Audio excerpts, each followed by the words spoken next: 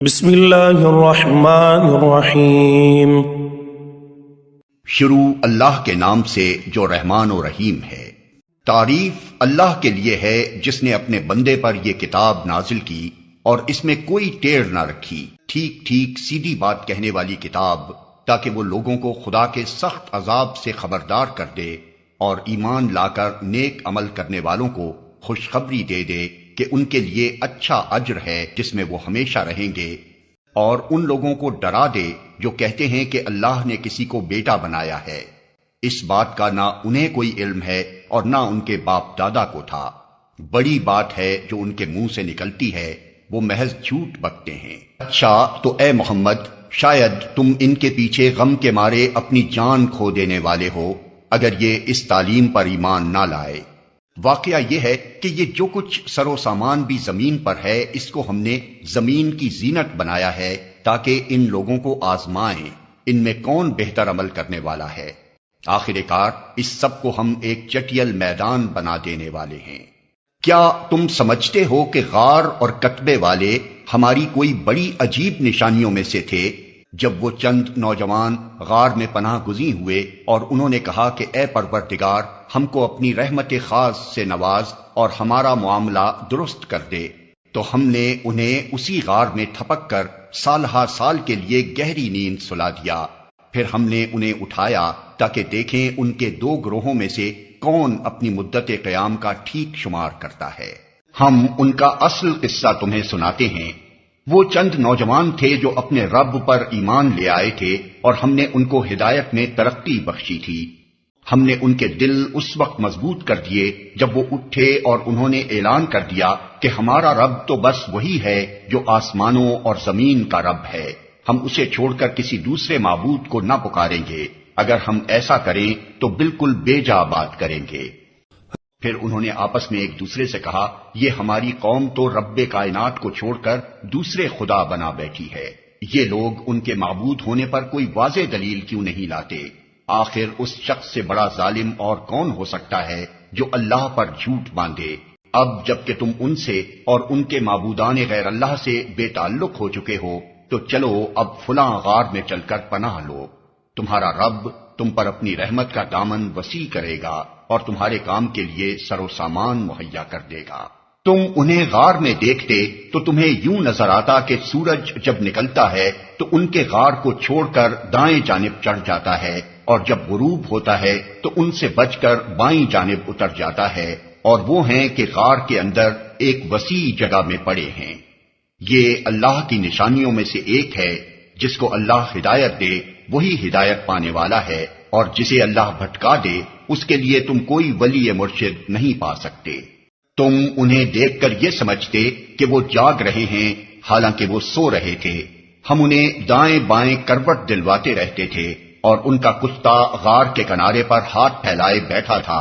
اگر تم کہیں جھانک کر انہیں دیکھتے تو الٹے پاؤں بھاگ کھڑے ہوتے اور تم پر ان کے نظارے سے دہشت بیٹھ جاتی۔ اور اسی عجیب کرشمے سے ہم نے انہیں اٹھا بٹھایا تاکہ ذرا آپس میں پوچھ گچھ کریں۔ ان میں سے ایک نے پوچھا، کہو کتنی دیر اس حال میں رہے؟ دوسروں نے کہا، شاید دن بھر یا اس سے کچھ کم رہے ہوں گے۔ پھر وہ بولے، اللہ ہی بہتر جانتا ہے کہ ہمارا کتنا وقت اس حالت میں گزرا۔ چلو اب اپنے میں سے کسی کو چاندی کا یہ سکہ دے کر شہر بھیجیں اور وہ دیکھے کہ سب سے اچھا کھانا کہاں ملتا ہے، وہاں سے وہ کچھ کھانے کے لیے لائے، اور چاہیے کہ ذرا ہوشیاری سے کام کرے، ایسا نہ ہو کہ وہ کسی کو ہمارے یہاں ہونے سے خبردار کر بیٹھے۔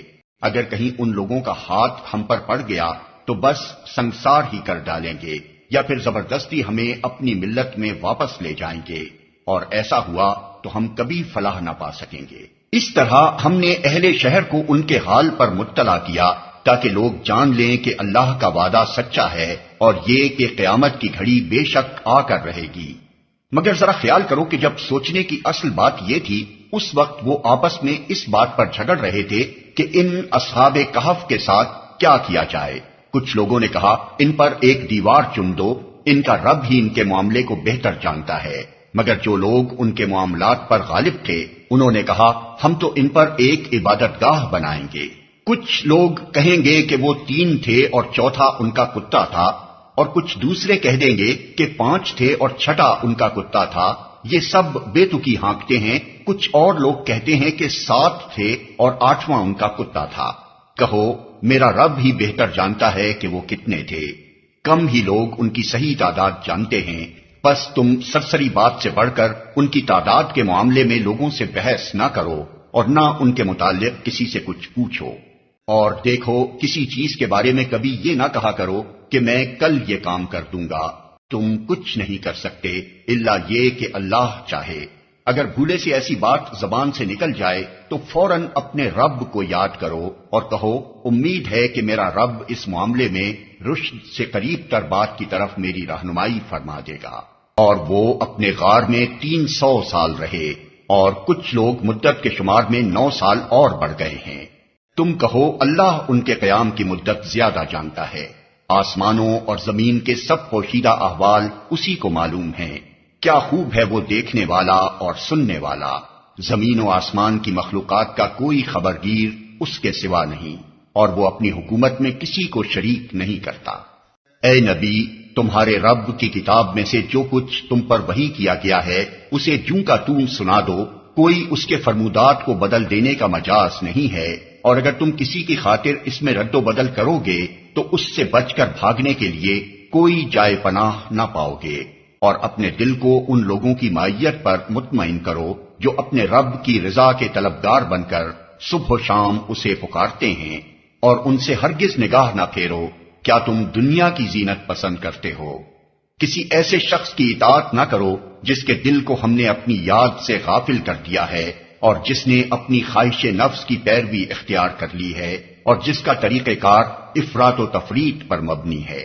صاف کہہ دو کہ یہ حق ہے تمہارے رب کی طرف سے، اب جس کا جی چاہے مان لے اور جس کا جی چاہے انکار کر دے۔ ہم نے انکار کرنے والے ظالموں کے لیے ایک آگ تیار کر رکھی ہے جس کی لپٹیں انہیں گھیرے میں لے چکی ہیں۔ وہاں اگر وہ پانی مانگیں گے تو ایسے پانی سے ان کی تواضع کی جائے گی جو تیل کی تلچھٹ جیسا ہوگا اور ان کا منہ بھون ڈالے گا۔ بدترین پینے کی چیز اور بہت بری آرام گاہ۔ رہے وہ لوگ جو مان لیں اور نیک عمل کریں تو یقیناً ہم نیکوکار لوگوں کا اجر ضائع نہیں کیا کرتے۔ ان کے لیے سدا بہار جنتیں ہیں جن کے نیچے نہریں بہ رہی ہوں گی، وہاں وہ سونے کے کنگنوں سے آراستہ کیے جائیں گے، باریک ریشم اور اطلس و دیبا کے سبز کپڑے پہنیں گے اور اونچی مسندوں پر تکیے لگا کر بیٹھیں گے۔ بہترین اجر اور اعلیٰ درجے کی جائے قیام۔ اے محمد، ان کے سامنے ایک مثال پیش کرو۔ 2 شخص تھے، ان میں سے ایک کو ہم نے انگور کے 2 باغ دیے اور ان کے گرد کھجور کے درختوں کی باڑ لگائی اور ان کے درمیان کاشت کی زمین رکھی۔ دونوں باغ خوب پھلے پھولے اور بارآور ہونے میں انہوں نے ذرا سی کسر بھی نہ چھوڑی۔ ان باغوں کے اندر ہم نے ایک نہر جاری کر دی اور اسے خوب نفع حاصل ہوا۔ یہ کچھ پا کر ایک دن وہ اپنے ہمسائے سے بات کرتے ہوئے بولا، میں تجھ سے زیادہ مالدار ہوں اور تجھ سے زیادہ طاقتور نفری رکھتا ہوں۔ پھر وہ اپنی جنت میں داخل ہوا اور اپنے نفس کے حق میں ظالم بن کر کہنے لگا، میں نہیں سمجھتا کہ یہ دولت کبھی فنا ہو جائے گی، اور مجھے توقع نہیں کہ قیامت کی گھڑی کبھی آئے گی۔ تاہم اگر کبھی مجھے اپنے رب کے حضور پلٹایا بھی گیا تو ضرور اس سے بھی زیادہ شاندار جگہ پاؤں گا۔ اس کے ہمسائے نے گفتگو کرتے ہوئے اس سے کہا، کیا تو کفر کرتا ہے اس ذات سے جس نے تجھے مٹی سے اور پھر نطفے سے پیدا کیا اور تجھے ایک پورا آدمی بنا کھڑا کیا؟ رہا میں تو میرا رب وہی اللہ ہے اور میں اس کے ساتھ کسی کو شریک نہیں کرتا۔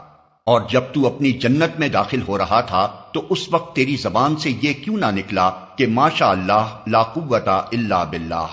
اگر تو مجھے مال اور اولاد میں اپنے سے کمتر پا رہا ہے تو بعید نہیں کہ میرا رب مجھے تیری جنت سے بہتر عطا فرما دے اور تیری جنت پر آسمان سے کوئی آفت بھیج دے جس سے وہ صاف میدان بن کر رہ جائے، یا اس کا پانی زمین میں اتر جائے اور پھر تو اسے کسی طرح نہ نکال۔ آخر کار ہوا یہ کہ اس کا سارا ثمرہ مارا گیا اور وہ اپنے انگوروں کے باغ کو ٹٹیوں پر الٹا دیکھ کر اپنی لگائی ہوئی لاگت پر ہاتھ ملتا رہ گیا اور کہنے لگا، کاش میں نے اپنے رب کے ساتھ کسی کو شریک نہ ٹھہرایا ہوتا۔ نہ ہوا اللہ کو چھوڑ کر اس کے پاس کوئی جتھا کہ اس کی مدد کرتا، اور نہ کر سکا وہ آپ ہی اس آفت کا مقابلہ۔ اس وقت معلوم ہوا کہ کارسازی کا اختیار خدائے برحق ہی کے لیے ہے۔ انعام وہی بہتر ہے جو وہ بخشے، اور انجام وہی بخیر ہے جو وہ دکھائے۔ اور اے نبی، انہیں حیات دنیا کی حقیقت اس مثال سے سمجھاؤ کہ آج ہم نے آسمان سے پانی برسا دیا تو زمین کی پود خوب گھنی ہو گئی، اور کل وہی نباتات بھس بن کر رہ گئی جسے ہوائیں اڑائے لیے پھرتی ہیں۔ اللہ ہر چیز پر قدرت رکھتا ہے۔ یہ مال اور یہ اولاد محض دنیاوی زندگی کی ایک ہنگامی آرائش ہے، اصل میں تو باقی رہ جانے والی نیکیاں ہی تیرے رب کے نزدیک نتیجے کے لحاظ سے بہتر ہیں، اور انہی سے اچھی امیدیں وابستہ کی جا سکتی ہیں۔ فکر اس دن کی ہونی چاہیے جبکہ ہم پہاڑوں کو چلائیں گے اور تم زمین کو بالکل برہنا پاؤ گے، اور ہم تمام انسانوں کو اس طرح گھیر کر جمع کریں گے کہ اگلوں پچھلوں میں سے ایک بھی نہ چھوٹے گا، اور سب کے سب تمہارے رب کے حضور صف در صف پیش کیے جائیں گے۔ لو دیکھ لو، آ گئے نا تم ہمارے پاس، اسی طرح جیسا ہم نے تم کو پہلی بار پیدا کیا تھا۔ تم نے تو یہ سمجھا تھا کہ ہم نے تمہارے لیے کوئی وعدے کا وقت مقرر ہی نہیں کیا ہے، اور نامہ اعمال سامنے رکھ دیا جائے گا۔ اس وقت تم دیکھو گے کہ مجرم لوگ اپنی کتاب زندگی کے اندراجات سے ڈر رہے ہوں گے اور کہہ رہے ہوں گے کہ ہائے ہماری کمبختی، یہ کیسی کتاب ہے کہ ہماری کوئی چھوٹی بڑی حرکت ایسی نہیں رہی جو اس میں درج نہ ہو گئی ہو۔ جو کچھ انہوں نے کیا تھا وہ سب اپنے سامنے حاضر پائیں گے، اور تیرا رب کسی پر ذرا ظلم نہ کرے گا۔ یاد کرو جب ہم نے فرشتوں سے کہا کہ آدم کو سجدہ کرو تو انہوں نے سجدہ کیا، مگر ابلیس نے نہ کیا، وہ جنوں میں سے تھا، اس لیے اپنے رب کے حکم کی اطاعت سے نکل گیا۔ اب کیا تم مجھے چھوڑ کر اس کو اور اس کی ذریت کو اپنا سرپرست بناتے ہو، حالانکہ وہ تمہارے دشمن ہیں؟ بڑا ہی برا بدل ہے جسے ظالم لوگ اختیار کر رہے ہیں۔ میں نے آسمان و زمین پیدا کرتے وقت ان کو نہیں بلایا تھا، اور نہ خود ان کی اپنی تخلیق میں انہیں شریک کیا تھا۔ میرا یہ کام نہیں ہے کہ گمراہ کرنے والوں کو اپنا مددگار بنایا کروں۔ پھر کیا کریں گے یہ لوگ اس روز جبکہ ان کا رب ان سے کہے گا کہ پکارو اب ان ہستیوں کو جنہیں تم میرا شریک سمجھ بیٹھے تھے۔ یہ ان کو پکاریں گے مگر وہ ان کی مدد کو نہ آئیں گے، اور ہم ان کے درمیان ایک ہی ہلاکت کا گڑھا مشترک کر دیں گے۔ سارے مجرم اس روز آگ دیکھیں گے اور سمجھ لیں گے کہ اب انہیں اس میں گرنا ہے، اور وہ اس سے بچنے کے لیے کوئی جائے پناہ نہ پائیں گے۔ ہم نے اس قرآن میں لوگوں کو طرح طرح سے سمجھایا، مگر انسان بڑا ہی جھگڑالو واقع ہوا ہے۔ ان کے سامنے جب ہدایت آئی تو اسے ماننے اور اپنے رب کے حضور معافی چاہنے سے آخر ان کو کس چیز نے روک دیا؟ اس کے سوا اور کچھ نہیں کہ وہ منتظر ہیں کہ ان کے ساتھ بھی وہی کچھ ہو جو پچھلی قوموں کے ساتھ ہو چکا ہے، یا یہ کہ وہ عذاب کو سامنے آتے دیکھ لیں۔ رسولوں کو ہم اس کام کے سوا اور کسی غرض کے لیے نہیں بھیجتے کہ وہ بشارت اور تنبیہ کی خدمت انجام دے دیں، مگر کافروں کا حال یہ ہے کہ وہ باطل کے ہتھیار لے کر حق کو نیچا دکھانے کی کوشش کرتے ہیں، اور انہوں نے میری آیات کو اور ان تنبیہات کو جو انہیں کی گئیں مذاق بنا لیا ہے۔ اور اس شخص سے بڑھ کر ظالم اور کون ہے جسے اس کے رب کی آیات سنا کر نصیحت کی جائے اور وہ ان سے منہ پھیرے اور اس برے انجام کو بھول جائے جس کا سر و سامان اس نے اپنے لیے خود اپنے ہاتھوں کیا ہے۔ جن لوگوں نے یہ روش اختیار کی ہے ان کے دلوں پر ہم نے غلاف چڑھا دیے ہیں جو انہیں قرآن کی بات نہیں سمجھنے دیتے، اور ان کے کانوں میں ہم نے گرانی پیدا کر دی ہے۔ تم انہیں ہدایت کی طرف کتنا ہی بلاؤ، وہ اس حالت میں کبھی ہدایت نہ پائیں گے۔ تیرا رب بڑا درگزر کرنے والا اور رحیم ہے۔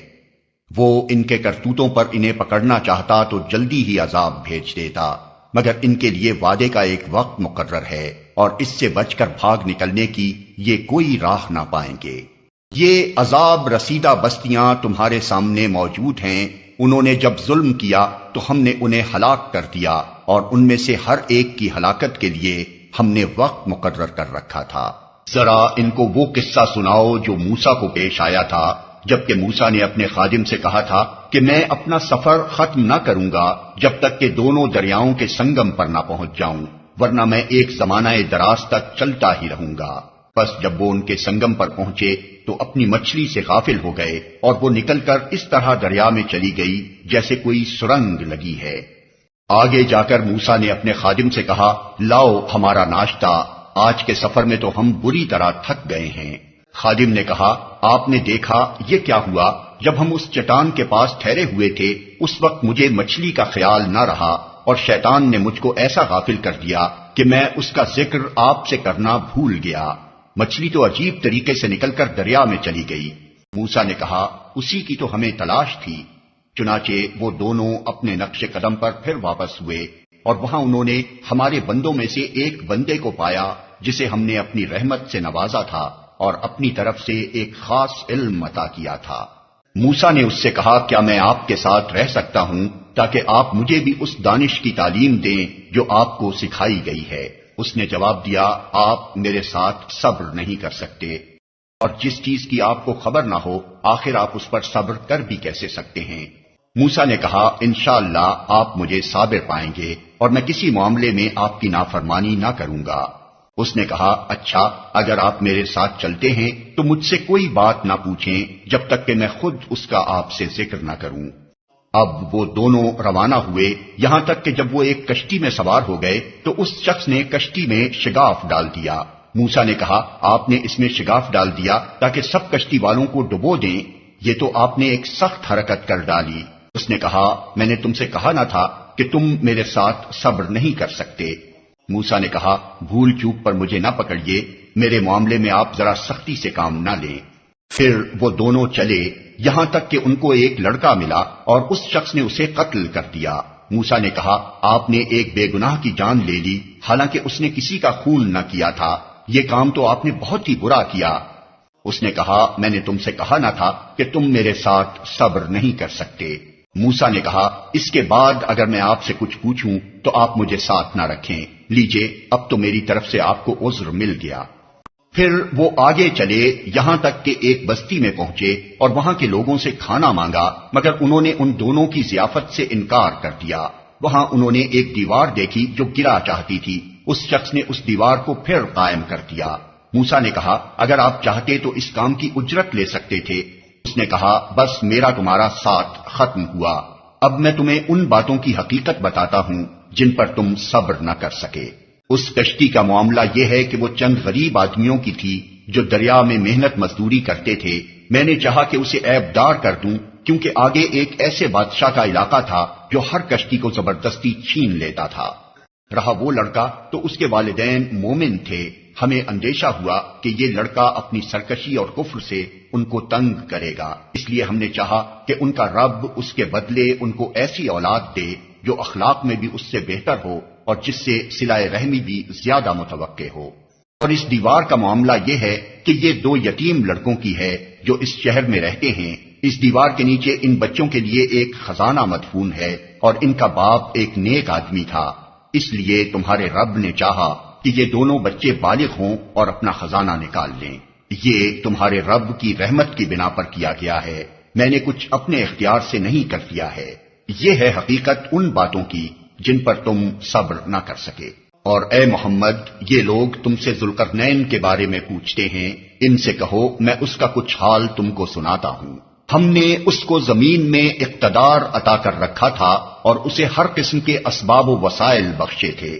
اس نے پہلے مغرب کی طرف ایک مہم کا سر و سامان کیا، حتیٰ کہ جب وہ غروب آفتاب کی حد تک پہنچ گیا تو اس نے سورج کو ایک کالے پانی میں ڈوبتے دیکھا اور وہاں اسے ایک قوم ملی۔ ہم نے کہا، اے ذوالقرنین، تجھے یہ مقدرت بھی حاصل ہے کہ ان کو تکلیف پہنچائے اور یہ بھی کہ ان کے ساتھ نیک رویہ اختیار کرے۔ اس نے کہا، جو ان میں سے ظلم کرے گا ہم اس کو سزا دیں گے، پھر وہ اپنے رب کی طرف پلٹایا جائے گا اور وہ اسے اور زیادہ سخت عذاب دے گا۔ جو ان میں سے ایمان لائے گا اور نیک عمل کرے گا اس کے لیے اچھی جزا ہے اور ہم اس کو نرم احکام دیں گے۔ پھر اس نے ایک دوسری مہم کی تیاری کی، یہاں تک کہ طلوع آفتاب کی حد تک جا پہنچا۔ وہاں اس نے دیکھا کہ سورج ایک ایسی قوم پر طلوع ہو رہا ہے جس کے لیے دھوپ سے بچنے کا کوئی سامان ہم نے نہیں کیا ہے۔ یہ حال تھا ان کا، اور ذوالقرنین کے پاس جو کچھ تھا اسے ہم جانتے تھے۔ پھر اس نے ایک اور مہم کا سامان کیا، یہاں تک کہ جب دو پہاڑوں کے درمیان پہنچا تو اسے ان کے پاس ایک قوم ملی جو مشکل ہی سے کوئی بات سمجھتی تھی۔ ان لوگوں نے کہا کہ اے ذوالقرنین، یاجوج اور ماجوج اس سرزمین میں فساد پھیلاتے ہیں، تو کیا ہم تجھے کوئی ٹیکس اس کام کے لیے دیں کہ تو ہمارے اور ان کے درمیان ایک بند تعمیر کر دے؟ اس نے کہا، جو کچھ میرے رب نے مجھے دے رکھا ہے وہ بہت ہے، تم بس محنت سے میری مدد کرو، میں تمہارے اور ان کے درمیان بند بنائے دیتا ہوں۔ مجھے لوہے کی چادریں لا کر دو۔ آخر جب دونوں پہاڑوں کے درمیانی خلا کو اس نے پاٹ دیا تو لوگوں سے کہا، اب آگ دہکاؤ، حتیٰ کہ جب یہ آہنی دیوار بالکل آگ کی طرح سرخ ہو گئی تو اس نے کہا، لاؤ اب میں اس پر پگھلا ہوا تانبا اونڈیلوں گا۔ یہ بند ایسا تھا کہ یاجوج و ماجوج اس پر چڑھ کر بھی نہ آ سکتے تھے، اور اس میں نقب لگانا ان کے لیے اور بھی مشکل تھا۔ ذوالقرنین نے کہا، یہ میرے رب کی رحمت ہے، مگر جب میرے رب کے وعدے کا وقت آئے گا تو وہ اس کو پیوندے خاک کر دے گا، اور میرے رب کا وعدہ برحق ہے۔ اور اس روز ہم لوگوں کو چھوڑ دیں گے کہ سمندر کی موجوں کی طرح ایک دوسرے سے گتھم گتھا ہوں، اور سور پھونکا جائے گا، اور ہم سب انسانوں کو ایک ساتھ جمع کریں گے، اور وہ دن ہوگا جب ہم جہنم کو کافروں کے سامنے لائیں گے، ان کافروں کے سامنے جو میری نصیحت کی طرف سے اندھے بنے ہوئے تھے اور کچھ سننے کے لیے تیار ہی نہ تھے۔ تو کیا یہ لوگ جنہوں نے کفر اختیار کیا ہے یہ خیال رکھتے ہیں کہ مجھے چھوڑ کر میرے بندوں کو اپنا کارساز بنا لیں؟ ہم نے ایسے کافروں کی ضیافت کے لیے جہنم تیار کر رکھی ہے۔ اے محمد، ان سے کہو، کیا ہم تمہیں بتائیں کہ اپنے اعمال میں سب سے زیادہ ناکام و نامراد لوگ کون ہیں؟ وہ کہ دنیا کی زندگی میں جن کی ساری سعی و جہد راہ راست سے بھٹکی رہی اور وہ سمجھتے رہے کہ وہ سب کچھ ٹھیک کر رہے ہیں۔ یہ وہ لوگ ہیں جنہوں نے اپنے رب کی آیات کو ماننے سے انکار کیا اور اس کے حضور پیشی کا یقین نہ کیا، اس لیے ان کے سارے اعمال ضائع ہو گئے۔ قیامت کے روز ہم انہیں کوئی وزن نہ دیں گے، ان کی جزا جہنم ہے، اس کفر کے بدلے جو انہوں نے کیا اور اس مذاق کی پاداش میں جو وہ میری آیات اور میرے رسولوں کے ساتھ کرتے رہے۔ البتہ وہ لوگ جو ایمان لائے اور جنہوں نے نیک عمل کیے، ان کی میزبانی کے لیے فردوس کے باغ ہوں گے جن میں وہ ہمیشہ رہیں گے، اور کبھی اس جگہ سے نکل کر کہیں جانے کو ان کا جی نہ چاہے گا۔ اے محمد، کہو کہ اگر سمندر میرے رب کی باتیں لکھنے کے لیے روشنائی بن جائے تو وہ ختم ہو جائے، مگر میرے رب کی باتیں ختم نہ ہوں، بلکہ اگر اتنی ہی روشنائی ہم اور لے آئیں تو وہ بھی کفایت نہ کرے۔ اے محمد، کہو کہ میں تو ایک انسان ہوں تم ہی جیسا، میری طرف وحی کی جاتی ہے کہ تمہارا خدا بس ایک ہی خدا ہے، بس جو کوئی اپنے رب کی ملاقات کا امیدوار ہو اسے چاہیے کہ نیک عمل کرے اور بندگی میں اپنے رب کے ساتھ کسی اور کو شریک نہ کرے۔